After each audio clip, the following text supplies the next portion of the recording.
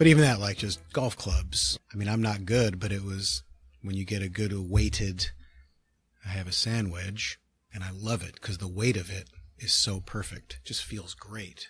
It doesn't feel like nothing. It's just a perfectly weighted club, so you get that pendulum. Did it improve your game? No, I'm not good, but that part of my game I thought was okay, actually. Not good, but I just loved how it felt. It makes a big difference. I do that all the time, though. I'll get a new piece of tech, and it'll be like, this is the thing that's gonna put me. This new guitar is gonna make me an awesome guitar player. Well, yeah, at that level, certainly. I remember maybe it was Elton John. Reading some interview, and he was talking about going to record something, and there was some shitty piano, or maybe somebody else was talking about it, and it was not the greatest piano. But then Elton John came in and played on, and that person realized, oh, doesn't matter. It's the person playing the piano. It's not the piano. When did you pick up golf? Early 30s, very late in life. Not at all relatively late in life for golf, right? Isn't that right? That might even be early for golf. I mean, you have your like pro level golf players, but for most people who do it as sort of a casual hobby, it is a thing that they start doing. I don't know. I always imagine it's something people play when they're young, and then they just play it their whole life, and you get good at it when you're young. And I started later. I played a whole bunch when I started, and I really liked it and played with friends. But you have to play so much to get good. I think it's just volume. Is it part of your life these days? No. No, I haven't played in years. It's pretty sad. I mean, you seem to keep pretty busy. I see you all over the place. You're doing pretty well for yourself these days. I guess so. Does it not feel like that? That's different from having time to play golf. Maybe it's a good thing that you don't have a ton of downtime to sit around and play golf. Well, it just makes it harder. I have kids, and having kids is what makes it harder. Just to find the time, because if you're busy working, and then on the weekends, it's, all right, see you later. Haven't seen you all week, and I'm going to go play golf, so that makes it tougher. It's a bad excuse. I could still play every now and then, and I just don't. It's hard living in New York City because you got to get out of the city, and if it ends up being almost a full day. And are you able to spend most of your time in New York? I mean, how much are you actually traveling around for work? It really depends. At the moment, I mean, if I've been lucky to do my own thing here, that has kept me in town, and it just depends. What brought you out here? A job, writing job. The Dana Carvey show is how I ended up coming to New York. That was a while ago now. That was 96. Yeah, I moved here in January 96, with the exception of a year and a half, not even a year and a half. So yeah, it was 96 that I moved here in January, and then for the end of 96, like a month, and then all of 97, and then through the spring of 98, I was in LA. And then I moved back here when I got the Conan job, and I've been here since. So you were kind of bouncing around from show to show at that point? Not really. It was just a couple of writing jobs that took me to LA after Dana Carvey, and then I got Conan. Maybe it's just sort of my own group of friends, but everybody does seem to be moving to Los Angeles. I feel like, especially in the comedy world, it seems like we've lost a lot of people in the past 10 years. It's sort of the natural progression, I guess. If you can be either lucky enough to live here, or if you really just decide that you're going to live here, it's a lot. I find it to be a lot harder work-wise. Yeah. There's just so much more work in LA, and I've just been lucky to stay here and create for myself.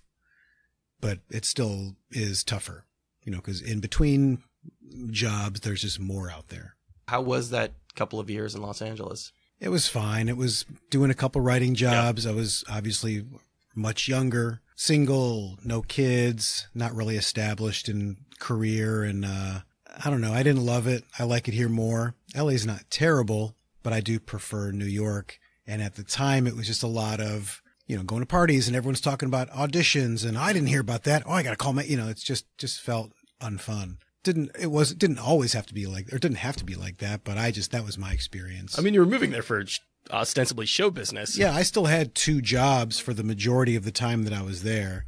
I was still wanted to be an actor. I kind of got into writing almost by, not accident, but it wasn't what I was pursuing. The Dana Carvey show just kind of came through an audition. I auditioned for the show as an actor. And based on that, and before that, I had auditioned for SNL, and Robert Smigel, who was a longtime SNL writer, had access to all those tapes. And so he just liked my audition, and he knew my second city director at the time, and he said, tell Glaser to do the same stuff. I really liked that. So I auditioned with that same audition for Dana Carvey show, and they told me they weren't going to hire me as an actor, but would I be interested in a writing job? And I felt like I had to say Yes, to that particular one. I wouldn't pursue just any writing job at the time and even today, but that one I felt like I have to try, and I got it. And so that's how I ended up here. You went to school for acting? No, I didn't get a theater degree. I ended up with a very vague communications degree. I knew I wanted to do comedy at the time. There was sketch shows and stand-up, and I was doing... You're from Chicago originally? No, I'm from suburban Detroit. This is where I grew up. Went to University of Michigan. Did acting classes at Michigan. Did a sketch show. Did a little stand-up. So I was pursuing comedy without getting a theater degree. I guess in my mind I wanted to have a more practical degree to fall back on just in case. But I knew that that's what I wanted to pursue. And then halfway in my senior year, I ended up going out to Chicago for a Second City touring company audition.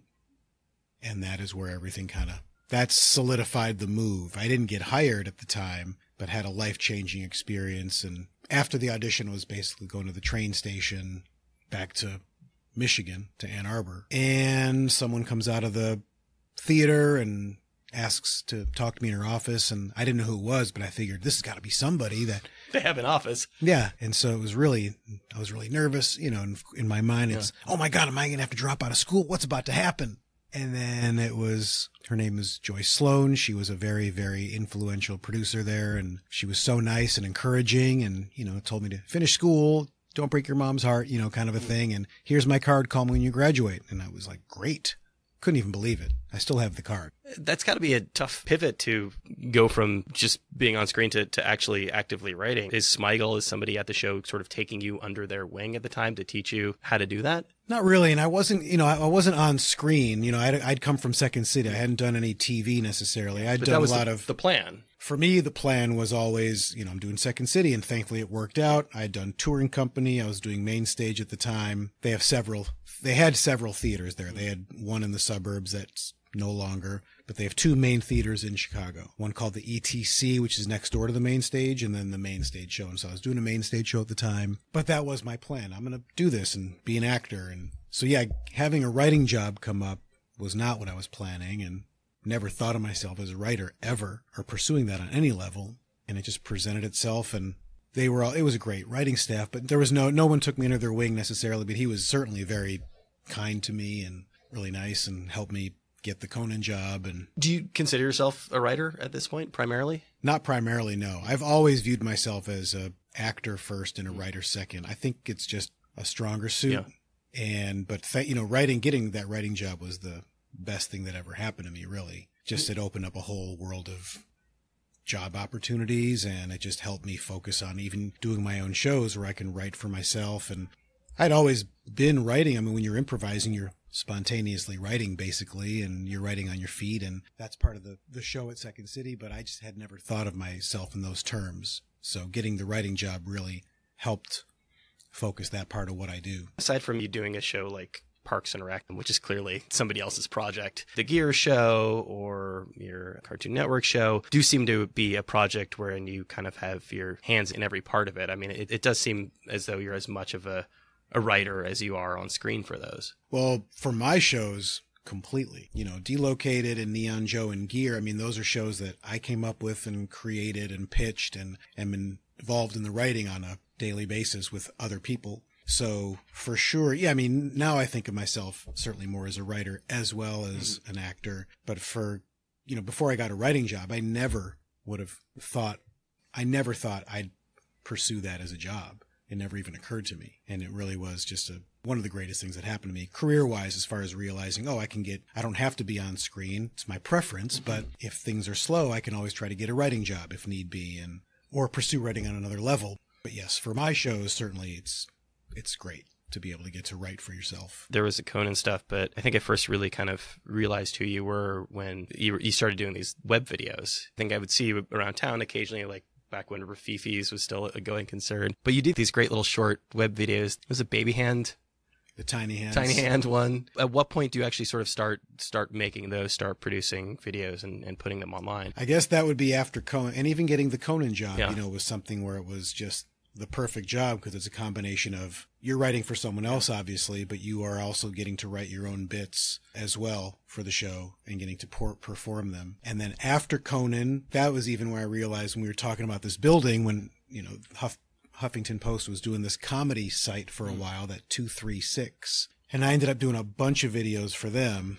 That's why I was realizing I was coming to this Having building deja vu, yeah. all the time to this place. But so it was after Conan when I was doing a bunch of videos. The Tiny Hands thing was something I did live around town a bunch. And then I actually pitched it to Comedy Central in 2004 as this, it was going to be this thing potentially of, this is the candidate we're backing for president, Dave Tiny Hands Gordon. And then they ended up not doing it because there was just too much Daily Show stuff. But I ended up making videos for their website. They had this short-lived website called Motherload, where I think they created original content for that and then might have shown other things as well. But I did make them for that site. So they were online for a little bit. And then Kristen Wiig did a very similar thing on SNL. All my friends were texting me, "You're getting ripped off right now." It was very strange. I wouldn't say I was ripped off necessarily, but it was very suspect. It was basically the same thing, but that's another story for another time. Or it's a story for right now. Your call. Would you like to expound upon that? I mean, it was just, I remember when it happened, because I had done, even at the time, I remember thinking, should I make a big stink about this? Should I try to, because it's just, that happens all the time. There's all, competing ideas happen all the time. Yeah. But this one was a very specifically weird one for me because, for a few reasons. I had been doing it around town a bunch. There were for sure writers there at the time that had seen it. I know they didn't pitch it, but I always wondered, did anyone say anything? You were operating in similar circles as a lot of these SNL writers. For sure. So the person who wrote it, I don't know if he was a stand-up or if he got around to shows and saw stuff, but it always felt like at the time there was plenty of people I knew there that I know were aware of it. And so I don't know if any of them said anything as far as, hey, I've seen this. And I had actually done a guest writing stint at the show back in 2006. Basically when these things aired on Comedy Central was, I think, 2006. That's when I made them. And my son was born in 2006. And I ended up getting one of those guest writing stints at SNL. They'll hire people for a week or two. Sometimes it's a tryout, sometimes not. I have no idea. But I had done one of those. And I remember having both of and this was maybe 3 months after my son was born. And I remember in the office that I was working in, I had both those little doll hands on my desk with a photo of my son in it. And I shared an office with Kristen Wiig. This is before she became such a big-time cast member. And so, when I saw her doing it, it was one of those, and I was only there for a week. It's not like we were there for, office mates for months, but it still felt like, maybe she didn't see that, but I don't know. That's weird that she specifically is doing this character. We shared an office. I had these things. But even let's say, regardless of that, let's say, oh yeah, just total honest mistake, coincidence. It was brought, the fact that they, any comedy show, or I would say just about any comedy show, most likely when you have an idea, let's look that up. Has that been done before? Just to make sure. I do that before I tweet something. You want to make sure. You don't want to come across like you're stealing an idea. And you'd also rather not do an idea that's been done. And again, it happens a lot. It happened on Delocated. We did something with a suit that had puppies in it. And then I found out that Andy Richter, someone I'm friends with,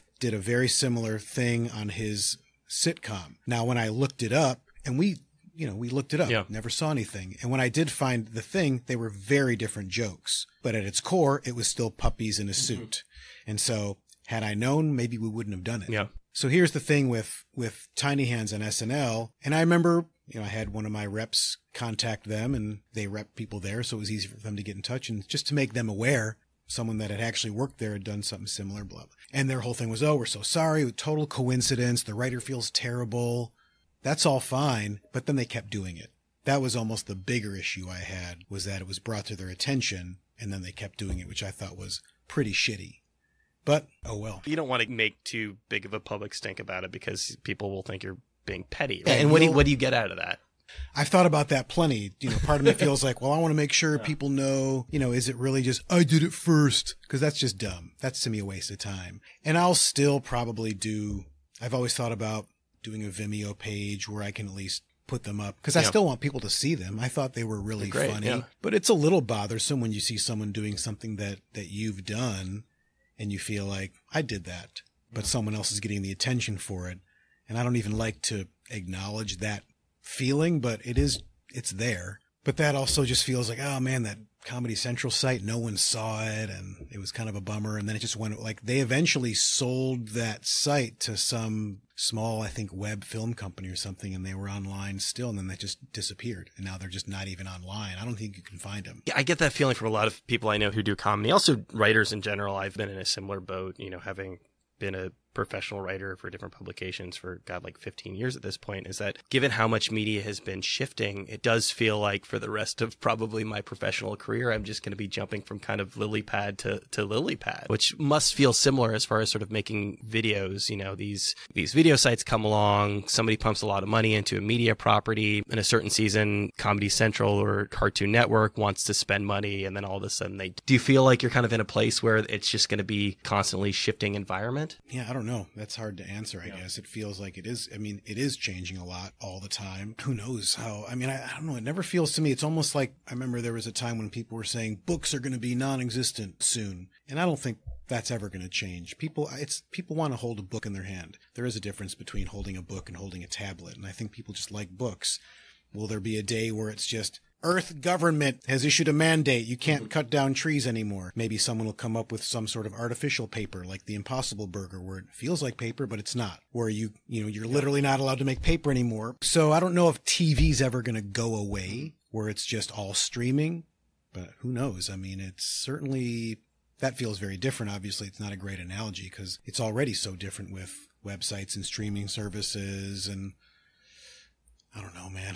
It's so hard to say, and I try not to think about it too much and just kind of go with, well, wherever I can make a show, that's where I'll try to make a show or do something else. How many seasons was Delocated? It was 3. Was that kind of the plan, or was the plan to sort of have it run indefinitely? The plan was just to have it run as long as they would do it. I think it was a very good place to finish. It was a good natural ending for the show, so hindsight, I would love to have done one more season. I think we could have figured something out good for the show to make it keep going. But after that, I think it would have been too much. Yeah. But hindsight, at the time, it was always, oh man, I want to do one more. But it was a good spot to end. Yeah, I mean, maybe there was something to be said, though, for moving from project to project. I mean, you do hear these stories about people who get sort of caught up in a TV show, that's the case certainly with sitcoms, that you kind of get trapped into one thing. And at the very least, having done this and having worked on a lot of projects, it's afforded you the ability to do a lot of very different things. Yeah. I mean, if you're on a sitcom, the good thing is it's a regular paycheck. Sure. And then you have kids and health insurance. And it's nerve-wracking to be freelance. It certainly can be. So I get the appeal of doing a sitcom, and I probably do one tomorrow. Yeah. It's tough because I've said that a bunch of times, and then I'll get an audition and it's like, oh boy, could I really do this? And I try not to be above it. But man, sometimes it's tough when it's so bad. But that's the trade-off, is you can make a lot of money and have a regular job and not have to worry about that. And it reduces your stress. So, but I've been fortunate to not have to worry about that a little bit. Yeah. I can't say completely. How much are you actually doing on this new show? I mean, it seems like you kind of, again, are a little involved in every aspect of it. Well, again, this was my show, so it was an idea, and it depends. I mean, if it's a primetime sitcom or a TruTV, they've been really great. It's still basic cable, so I almost have to do everything from a financial standpoint, as opposed to just, I'll let we don't have a writer's room where I can kind of pop in and just kind of see what's up and then go hang out. But I also like that. I like to be more involved with everything. But yes, it's me and a couple of guys doing the bulk of the writing. We had a couple people come in this season to help with ideas. And then people help with the script writing, working off of outlines, just from a logistical standpoint as far as getting them done quicker, the scripts. But the bulk of the writing was me and these two guys, John Lee and Vernon Chapman, who were part of the production company that I work with. And I don't know if you know those guys. Their company's PFFR. They do Wonder Shows in Harshey Holler, and they both independently of each other do tons of great things. They're really, really extremely smart, funny guys. Vernon did a ton of work with Louis.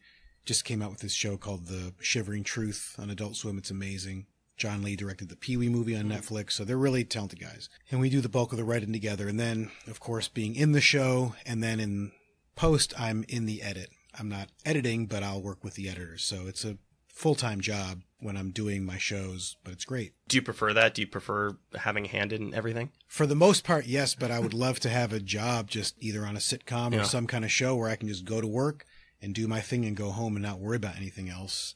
That's also nice to be lucky enough to just have that, where you're not in every single scene but no complaints. Really, I'm very fortunate to have gotten to do it all these past shows, and I hope I'll get to continue to be so lucky. But whatever, it's a lot of work, but it's all fun. It's really great. The movie process must be an interesting one too, just sort of going off and devoting a portion of your life to that for a while. I've never really had that experience. I've done. You've certainly been in things. I see you pop up. Yeah, but that's just little roles where I'm not doing it for big chunks. Sure. I might be working for 2 days, maybe a week, as opposed to being a bigger role in a movie where you're in it for 2 months or so. So those have been more smaller jobs for me. The Gear Show, for example, how much of your time is actually devoted to working on that specifically? And do you feel the need to have other projects going on at the same time? It's a little of both. It's really pretty full time when I'm doing any of the shows that were my shows are really full time, and then trying to certainly keep one eye on what's next. Is it seasonal? Once the show started, is it taking up the bulk of your year? Once it starts, yes. Yeah. Between the writing period, the shoot, and then the edit, it does become pretty full time. The edit is busy, but not as busy. Same with the writing, where if other things came up that I wanted to try to do, I could try to do them in those 2 windows. While we're shooting, there's really no time to do anything else. But again, like if you're an actor in a show, you can maybe make that happen a little more realistically, where you might have your shooting schedule and maybe 1 week you're only working 2 days and you could potentially go do something else. But if it's my show, I can't really do that. Yeah. Because even if I'm not in something, and I'm usually in almost everything, I still have to be on set and watching and overseeing everything. And so it's pretty consuming, but again, no, it's great to have that. But yeah, it takes up all your time. When the kids come along, I mean, does the career change at all? Were you looking to get something a little more regular at that time? Not right away. When my son was born, at least, I was still trying to be as creatively selective as I could, but thankfully things just came up like that Huffington Post site. They had that comedy site, and that provided a lot of work, and it wasn't crazy money, but it was at least enough where it's all little jobs and it's all adds up to at least something. But I was still trying to be selective, and even to this day I try to be as creatively selective as I can, and I don't always have that luxury. But I have been lucky with my own thing, especially for the last 5 years or so. But it's a lot of ups and downs. Yeah. There's a lot of stretches where there's nothing, and not even by your choosing, obviously, and so you just have to make the best of it. It can be stressful. How much does something like that Parks and Rec stint, how much does that kind of change the math on things? Was that a big boost to your careers, having a semi-regular job on a network television show? It certainly was. I mean, since Parks and Rec came up, I've still been pretty busy with my own thing. So it's been hard to gauge directly, I got this job because of Parks, even though clearly people, know who I am from Parks and from Girls, and all that stuff has helped. But since both of those jobs came up, I was still pretty busy with that Neon Joe show and then Gear. But for sure, it's been some kind of boost, whether it's emotionally. Yeah. You feel, though, like if somebody came along and offered you that network show, you would be willing to sort of give up these other projects that you've had going on in the meantime? I don't even think it's a matter of that. It really depends. I mean, if I'm doing a job, I'm going to probably do that job. Yeah. If it's in between and something else, I think it would depend on the job. Does working on a network show like that, does that scratch the itch that you have? Is that something that you find to be creatively fulfilling in a way that got you into this industry in the first place? Well, those particular shows, sure. If I was on some shitty sitcom where I hated it and it was just a job, then the answer would be no. Parks and Rec was a really good show, well written. I got very lucky to just get this really super fun part. Yeah. It certainly, as you're saying, scratch the itch to this would be great full time, but that's a real stroke of luck. Yeah. To get one of those jobs, the odds are already against you. And then to have one of those jobs be creatively satisfying on top of it. So if something like that came around, for sure I would do it. It's all timing. It all depends on what's going on. But I mean, if the opportunity presented itself, anyone would do it, whether it was a sitcom or a drama or whatever. What is the most creatively fulfilling thing done in your career up to this point? Hard to say. I've been very, very fortunate. Yeah. The Conan job was so much fun and creatively satisfying. Parks and Rec and Girls were both very creatively satisfying. And then I've been lucky to make several of my own things, and those are obviously creatively satisfying. I mean, I don't know. Delocated maybe because it was the first one, but they're all satisfying. I've noticed a through line with a lot of these characters is you're very good at playing assholes. Thank you. When did you realize that you were kind of good? I don't know. Villain's not the right word, but you're very good at playing a douchebag. Thank you. Yeah, I don't know. It's always been, I remember early on at Conan, we talked about that, this mutual affinity for the cocky asshole. It's just, it's a very fun attitude to play comedically and fictionally. From a comedy standpoint, it's just a lot of fun. You get really good lines. It's a very fun attitude to play. And for whatever reasons, I just excel at it. You're playing yourself, but you're playing yourself as an asshole. Are you playing yourself? Is there a part of you in there? I mean, I don't know. Kind of. This one's the weirdest one from that standpoint because Delocated was obviously a character. And this one, I'm playing myself. I'm playing an asshole version of myself, like you said. So it really blurs that line, but it is a fictionalized portrayal of myself. But it really gets weird at times because I'm playing me.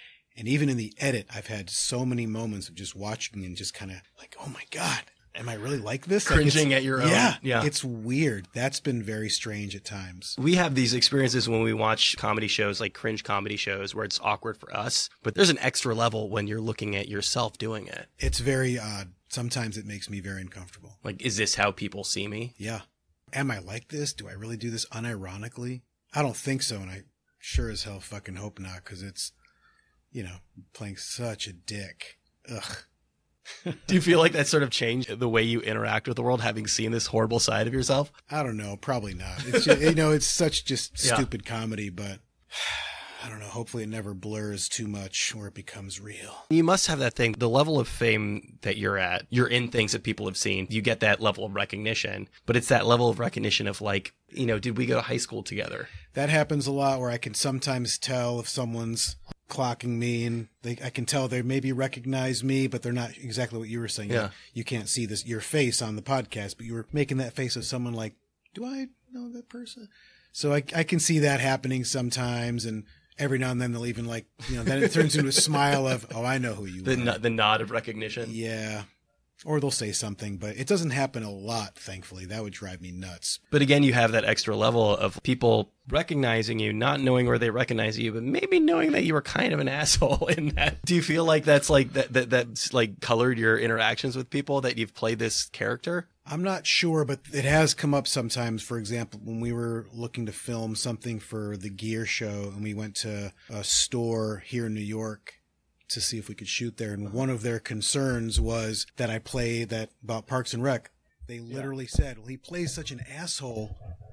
Is he going to be like that to people? And, it was so weird. We had to explain, no, that's a character on a show. He's not that person. And I think maybe they were wondering because it was like this fake reality show. If it was a legitimate concern of theirs. And we had to explain, no, that's pretend. It was really, to me, very odd. It's a compliment of kind into your acting ability that you've been able to project this image out into the world. I guess. I don't know. Is it? Is New York still a good place for you and what you do? I mean, again, obviously, like if you wanted to be in the belly of the beast, Los Angeles is really the place where most of the TV shows get made. But do you feel like this is a good place for you career-wise?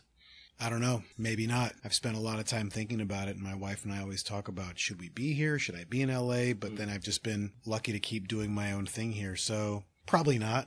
It would be my guess. Or it's probably better to be in LA, but I'm here for now, and maybe that'll change. Been here so long, I can't imagine moving to LA at this point. But, if a job came up, I'm sure I would take it and either move my family there or I would fly back and forth and make the best of it.